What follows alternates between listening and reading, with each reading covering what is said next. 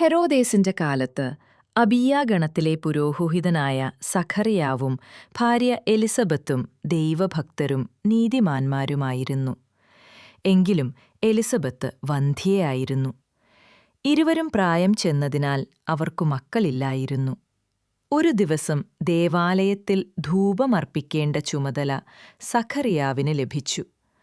ആ ശുശ്രൂഷയ്ക്കിടെ ഗബ്രിയേൽ ദൂതൻ പ്രത്യക്ഷപ്പെട്ടു. ദൈവം അവരുടെ പ്രാർത്ഥന കേട്ടതായും എലിസബത്ത് ഒരു പുത്രനെ പ്രസവിക്കുമെന്നും അവന് യോഹന്നാൻ എന്ന് പേരിടണമെന്നും ദൂതൻ പറഞ്ഞു. ഈ പുത്രൻ ദൈവത്തിനു മഹത്വം നൽകുകയും ജനങ്ങളെ ദൈവത്തിലേക്കു തിരിച്ചു കൊണ്ടുവരികയും ഏലിയാവിന്റെ ആത്മാവിലും ശക്തിയിലും പ്രവർത്തിക്കുകയും ചെയ്യും.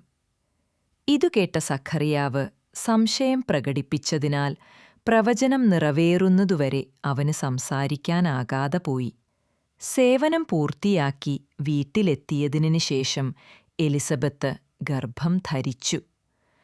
ദൈവം തന്റെ അപമാനം നീക്കിയെന്നും അവൾ സന്തോഷത്തോടെ പറഞ്ഞു.